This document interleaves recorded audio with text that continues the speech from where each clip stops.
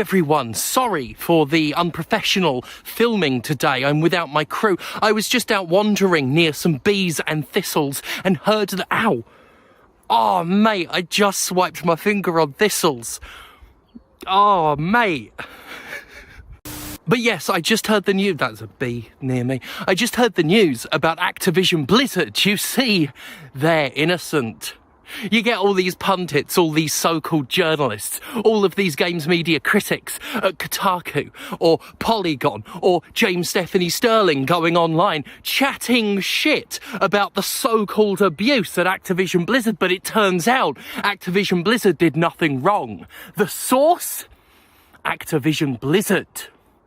Activision has been drenched in controversy for well over a year now following allegations of widespread misconduct, harassment and discrimination at its company. As discussed many times in this very series, billionaire creep lord and Activision CEO Bobby Kotick is said to have overseen a corporate culture steeped in abuse and bullying, a boys' club culture that saw shocking mistreatment of marginalised employees, while both psychological and physical harm flourished. Bobby himself stands accused of not only burying allegations and withholding information surrounding them, but actively perpetuating the abuse himself, with sexual harassment being chief among his indiscretions. For those concerned by these accusations, I am delighted to give you some good news at long last. It turns out that months of credible allegations, including exhaustive journalistic reports, an entire state-led court case, and unionisation efforts mounted in direct response to the situation, are all bullshit!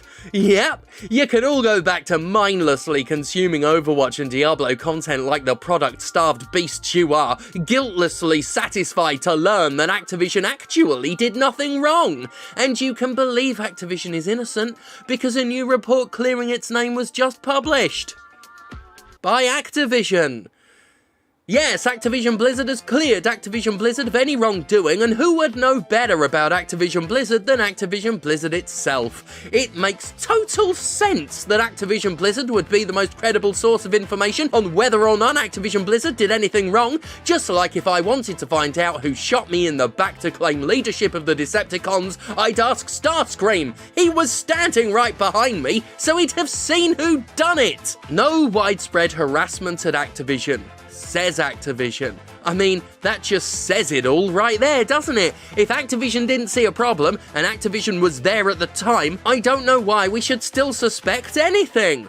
The report, which doesn't do much to detail how it was conducted, who it asked, and when it did anything, says that while a few isolated incidents may have occurred, it found no evidence that company leadership knew anything or hid anything, and that suggestions of company-wide abuse were just made up by mean old duty heads who were being rude. Activision Blizzard is the latest in a long line of corporations to find justice and vindication thanks to its own vindicating justice. As I reminded everybody in a tweet that weirdly blew up among those critical of Activision, despite it being 100% legitimate and factually accurate, there was no viral outbreak at Umbrella.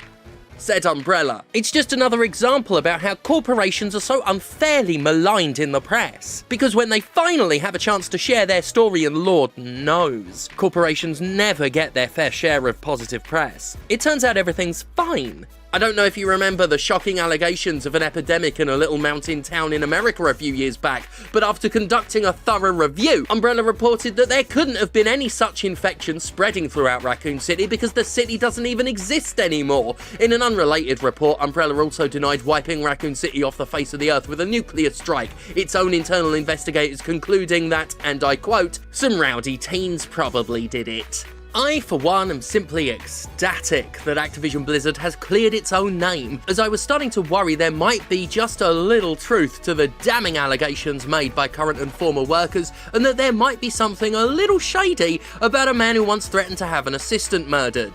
But no, we can trust this company And we can trust this man. We can trust a man who had a temporary restraining order filed against him because he wouldn't stop harassing his ex-girlfriend. A man who had his current at the time girlfriend convince a paper on 2 occasions not to publish details of said restraining order. Just look at this cherubic picture of innocent delight. How can you not be won over by his cold dead eyes and joyless post-kill smile? This is the face of a man you can trust. Contrary to many of the allegations, explain the alleged, the board and its external advisors have determined that there is no evidence to suggest that Activision Blizzard senior executives ever intentionally ignored or attempted to downplay the instances of gender harassment that occurred and were reported.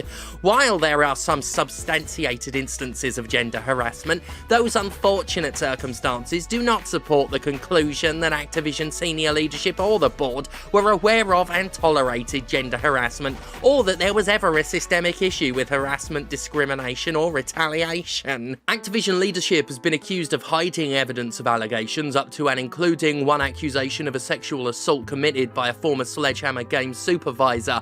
In this particularly grim story, the Human Resources Department brushed aside the claims, going so far as to tell the victim to think positively about the attack, to see it in a different light.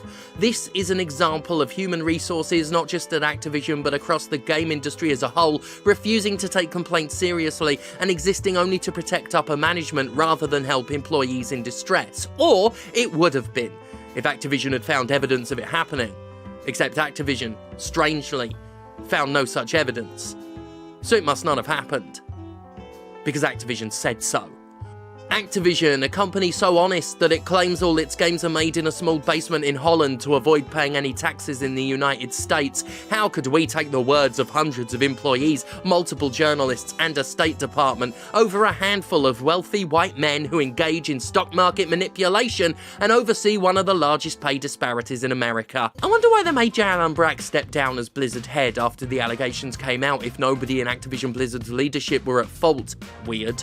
And if there's nothing culturally wrong with the company, why does it keep dishing out vague statements telling us how it's making massive improvements to its company culture?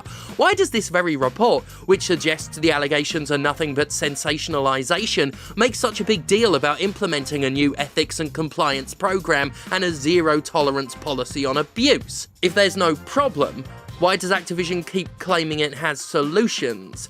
I think the answer, the exonerating answer, is obvious. Because the solutions offered are so obfuscatingly vague and fucking meaningless that it almost looks like a company callously thumbing its nose at the concept of meaningful accountability, which is a point in its favour when you think about it. Only a company that did nothing wrong would offer such vapid fucking bullshit in response to allegations it did something wrong, right?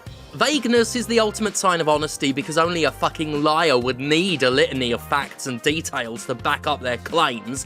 What we have come to realise over the past several months is that there are many truths about our company, individual and collective, experiential and data-driven, and sometimes they can be difficult to reconcile, claimed the board. Sure, Activision doesn't tell you what those truths are, doesn't go into detail about any of the claims that it did admit are credible, or really offer anything of substance, but as a counter-argument, fuck you, cucks. Really though, despite the horrifying stories of mistreatment that persist, can we all take a moment to think about the real victim in all of this? Activision Blizzard itself. A company that underpays its staff to the point where many workers can't afford to eat in its own cafeteria, while the executive class pockets millions in bonuses for doing fuck all. Really, isn't that where our sympathy should lie?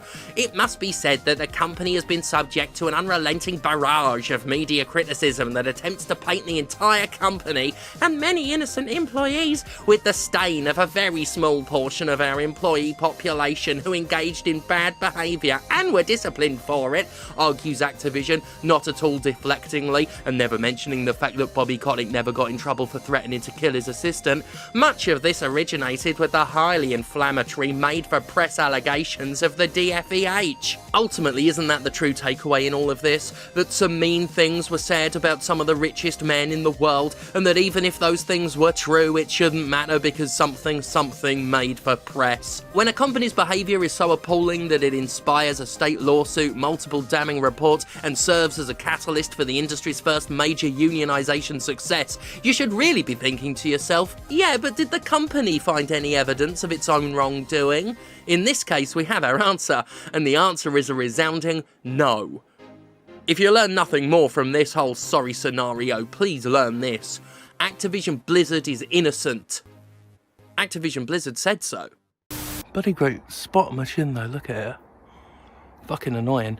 Anyway, everybody, very exciting news. Blizzard, off the hook. Activision, off the hook. We can all go back to guiltlessly consuming Diablo and Overwatch and Call of Duty. And if you are in the mood for consumeration, then you can check out Commander Stephanie Sterling's upcoming wrestling dates. We have Avant-Garde Wrestling, August 20th in Newcastle. We have North Wrestling, July 9th, also in Newcastle. We have, October 1st, in a huge match, the debut of Sovereign Pro Wrestling in Manchester, where the Commander will take on Simon Miller and Kid Bandit as part of an 8-person Elimination Crown Championship Cup match.